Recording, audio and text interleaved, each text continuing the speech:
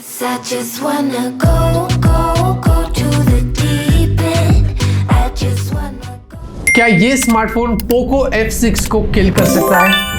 जानने के लिए पूरा वीडियो देखिए। ये है Realme GT6, इंडिया में आज लॉन्च हुआ है, जिसमें है Snapdragon 8s Gen 3 और थोड़े बहुत चेंजेस है अगर हम उसको Realme GT6T से कंपेयर करते हैं। अब दिखने में दोस्तों फोन दोनों सेम है, कोई डिफरेंस नहीं है, वही ग्लॉसी बैक है, लेकिन यहाँ पर Realme GT6 में आपको ग्लास बैक है, तो GT6T में क्या था? पॉलीकार्बोनेट। वैसे फ्रेम्स दोनों के पॉलीकार्बोनेट है, यहाँ पर कोई चेंजेस नहीं है, आयर ब्लास्टर है, इनफैक्ट प्लेसमेंट भी अगर आप देखो कि पोर्ट्स की हर चीज यहाँ पर सेम है। अगर आप दोनों फोन हाथ में लेते हैं, आप बिल्कुल भी फर्क नहीं महसूस करोगे कि इसमें GT6 कौन सा है और GT6T यहाँ पर कौन सा है।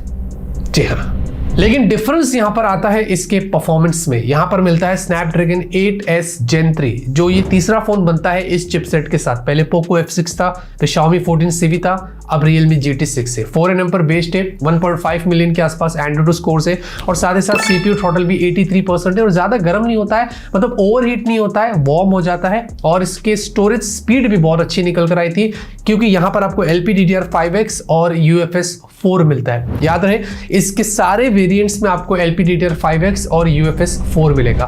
गेमिंग करना है, आप BGMI अल्ट्रा पर सेट करके खेल सकते हैं, कॉल ऑफ ड्यूटी मैक्स पर सेट करके खेल सकते हैं, वहां पर कोई कंप्लेंट्स नहीं है। डे टू डे लाइफ के टास्क भी बढ़िया हैंडल करता है, ऐप ओपन क्लोज मल्टीटास्किंग सब कुछ अच्छा है। और इसमें ज्यादातर ऐप मेमोरी में रहते हैं, जैसे कि GT6T में हमें कंप्लेंट्स थी, वो कंप्लेंट्स यहाँ पर नहीं है। कहीं ना कहीं परफॉर्मेंस को थोड़ा सा इंप्रूव किया है और ओवरऑल आपको यहाँ पर उस मामले में कोई कंप्लेंट्स नहीं रहेगी। डिस्प्ले की बात करते हैं तो आपको सेम डिस्प्ले मिलती है Realme GT6T जैसी, 1.5 की रेजोल्यूशन है, कर्व्ड 120 हर्ट्ज वाली Gorilla Glass Victus 2 है, 6000 निट्स की ब्राइटनेस है और ये सब कुछ यहाँ पर सेम लगा हुआ है। तो यहाँ पर ज्यादा टाइम वेस्ट नहीं करेंगे, जैसा डिस्प्ले यहाँ पर मिल रहा था वैसा ही डिस्प्ले आपको यहाँ पर मिलता है। सॉफ्टवेयर की बात करेंगे, Realme GT6T जैसा ही आपको Android 14 और Realme UI 5 मिलता है। कुछ ब्लोटवेयर हमने यहाँ पर भी देखे जो हमने GT6T में देखा था, जो कि नहीं होने चाहिए प्राइस के हिसाब से, क्योंकि ये और भी ज्यादा प्राइस पर आपको मिलेगा। और बाकी इसमें 3 साल के ईयरली अपडेट्स, 4 साल के सिक्योरिटी पैचेस, कॉल रिकॉर्डिंग के लिए गूगल डायलर यहाँ पर दिया गया है। बाकी हमने ऐसे कोई मेजर बग्स वगैरह नहीं नोटिस किया, जो नहीं है तो नहीं है, उसके बारे में ज्यादा बात करने की जरूरत नहीं है। हाँ, लेकिन इसमें कुछ AI फीचर्स आपको मिलते हैं एक्स्ट्रा, जो GT6T में नहीं है। इसके ऊपर हमने पूरा डेडिकेटेड वीडियो बनाया है, यहाँ पर काट देता हूं, उस वीडियो को देखेंगे आपको सब पता चलेगा। कैमरे में डिफरेंस है, 50 मेगापिक्सल प्राइमरी सेंसर है, सोनी आपको LYT808 सेंसर मिलता है, जबकि Realme GT6T में हमें LYT600 मिल रहा था। तो यहाँ पर सेंसर को थोड़ा इंप्रूव किया है, OIS के साथ लगा हुआ है, 4K 60 FPS, लेकिन HDR पर 4K 30 FPS। अब इसका दूसरा सेंसर जो है वो 50 मेगापिक्सल का टेलीफोटो सेंसर है, जो Realme GT6T में नहीं था। और यहाँ पर आपको 4x ऑप्टिकल और साथ में 20x मैक्स जूम मिलता है। वैसे GT6T में भी 20x जूम है, लेकिन यहाँ पर टेलीफोटो का कमाल है। तो आप फोटो के सैंपल्स देख सकते हैं, दोनों के कंपैरिजन आपको दिखा रहा हूं, तो डेफिनेटली GT6 में आप बेहतर जूम फोटोज निकाल सकते हैं। बाकी 8 मेगापिक्सल का अल्ट्रा वाइड आपको सेम मिलता है, उसकी भी क्वालिटी आप देखेंगे तो यहाँ पर अच्छी निकल कर आई है। उसी के साथ सेल्फी भी सेम है, आपको 32 मेगापिक्सल की 4K 30 FPS पे, यहाँ पर कोई चेंजेस नहीं है। और स्लो मोशन भी यहाँ पर 720p 480 FPS, उसके भी सैंपल्स आप यहाँ पर देख सकते हैं।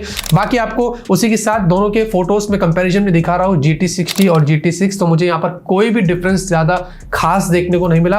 बस कुछ सिनेरियोस में GT6T अच्छा निकल कर आया था, जैसे कि ये जूम फोटो है, यहाँ पर अगर आप बैकग्राउंड देखते हैं तो GT6 बहुत ज्यादा ब्राइट हो गया था कंपेयर टू GT6T के, लेकिन कुछ सिनेरियोस में GT6 अच्छा था कंपेयर टू GT6T के।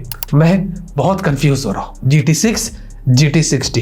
हाँ, लेकिन नाइट में भी यहाँ पर हमने देखा तो कोई डिफरेंस नहीं था, नाइट में भी ऑलमोस्ट सेम ही फोटोज लेते हैं और दोनों में काफी अच्छी ब्राइटनेस आपको मिलती है। हाँ, बस फर्क यहाँ पर इतना है कि नाइट वीडियो में आपको इसमें एक AI नाइट वीडियो मोड मिलता है, तो उससे आप थोड़े ज्यादा ब्राइट वीडियो ले सकते हैं Realme GT6 में, जब हम उसको Realme GT6T से कंपेयर करते हैं। तो कैमरे के मामले में बस थोड़ा सा फर्क है, बाकी इसकी ड्राइव पर हमने फोटोज की लिंक छोड़ दिया है।